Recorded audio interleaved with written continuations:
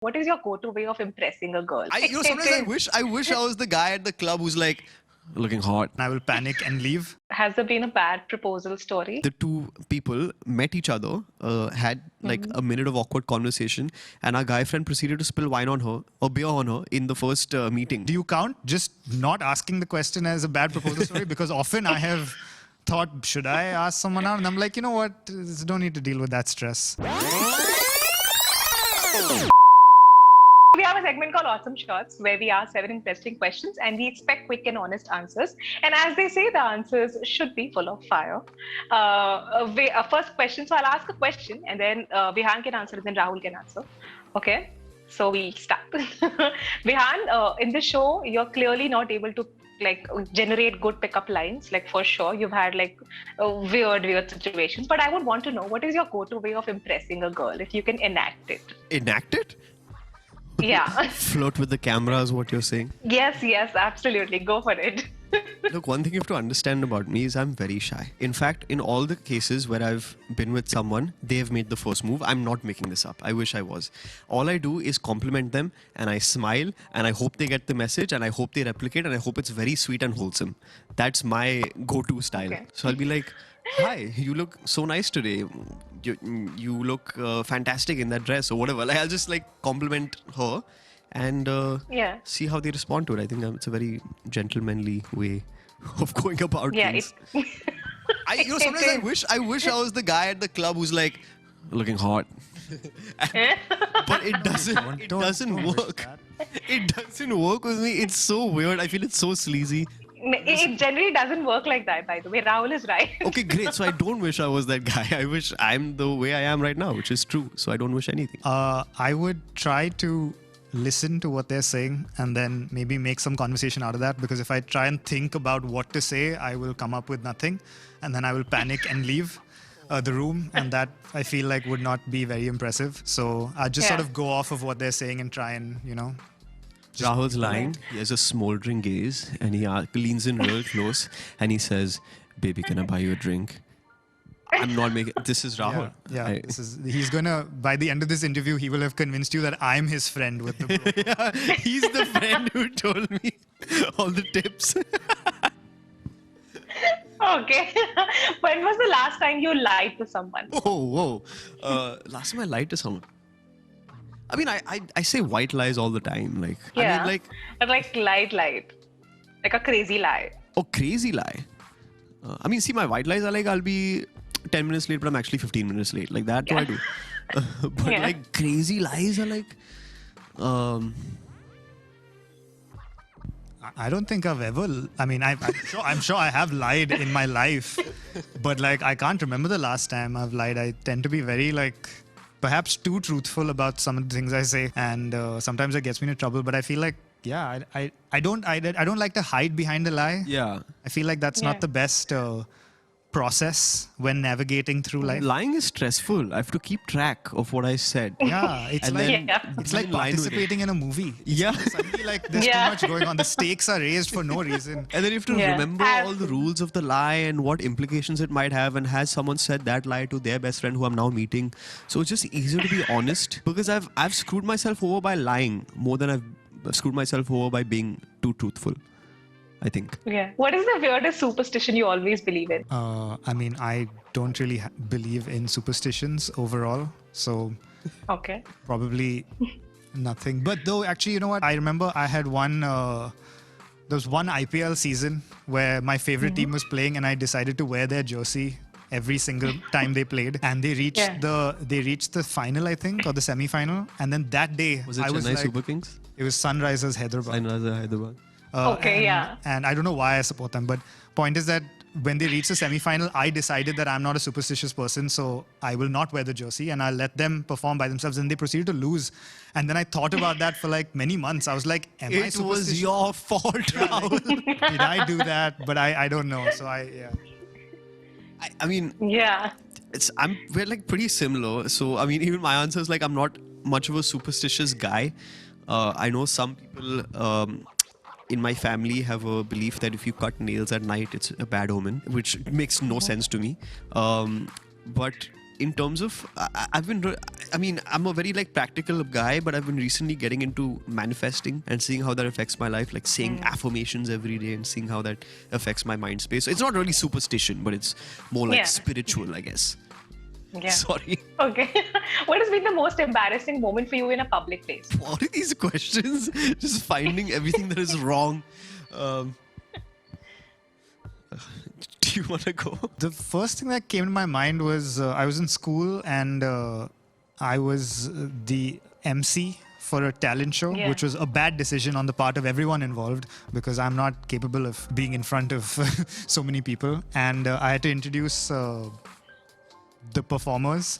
And it was a friend group, a girl friend group. But even though it was written right in front of me, in my head, I thought about a separate friend group. And so I named 3 different people. And then not only were they surprised in the audience, but then the girls that were actually performing were very upset. And it was a whole chaotic thing. And everyone knew that it was my fault. So I just felt I proceeded to not MC for the rest of the event. Like I got my co-host to just do it solo. So I just never appeared on stage after that. And I think that's the last time I appeared on stage. That was the end of it for me. I tried singing in a band in school. Okay. Didn't really go well.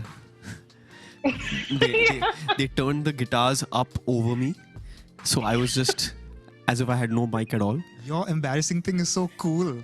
I just like laid bare my soul. And you're like, I was in a band in school. Huh? No, I was not. Let's get this straight. I was not in a band. We tried for 3 times and it didn't work. And then we were never a band in the first place because we didn't have a singer. Because that singer was supposed to be me. So I'm trying to think about embarrassing things, but that's the only one that came to mind right now. I'm sure I have a lot of more embarrassing things. Yeah. I'm sure too, actually. Okay, what is your Lovely. What is your all-time favorite food, you would love to binge on at 2 a.m. in the night? Dim sum all day, every day. Maybe if I get bored, some ramen, but dumplings, just soup, steamed dumplings. For me, it's like tacos or vada pav. But it depends on which night. A vada pav taco. 2 very different, but okay. Has a girl ever spilled wine on you? Like, has there been a bad proposal story? No, but what's really funny is I was setting up 2 friends once, and it was like a double date, and me and my girlfriend were late. So the 2 people met each other, had like a minute of awkward conversation, and our guy friend proceeded to spill wine on her, or beer on her, in the first meeting by mistake. So then they FaceTime us while I'm like we're on our way, and they're like, "Look what I did." I'm like, "Oh, so you guys are friends now?" They're like, "No, please get here. What happened? Things are going wrong." It was all very awkward. Okay. Nobody. So you have all friend story, by the way. What can I say? My friends have a more colorful life than I do. I'm just reading scripts and I'm on set or sleeping. Nobody has thrown wine on me. Okay. I just want to point that out. And have you had a bad proposal story? I don't think I've had I mean, do you count just not asking the question as a bad proposal story? Because often I have thought, should I ask someone out? And I'm like, you know what? Don't need to deal with that stress. So then I just don't do it because I'm too scared. So does that count as a bad proposal story? No? No, actually not. Okay. Okay, so one interesting question, looking at the amazing bond you guys share. One thing, Vihaan, you tolerate about Rahul, the director, and like about him and tolerate about him. And Rahul, one thing you tolerate about Vihaan, the actor. Like intolerate. I just want to say I would not change a single thing about Rahul at all. He's an amazing human being. I'm genuinely saying this. And so there's not much I tolerate.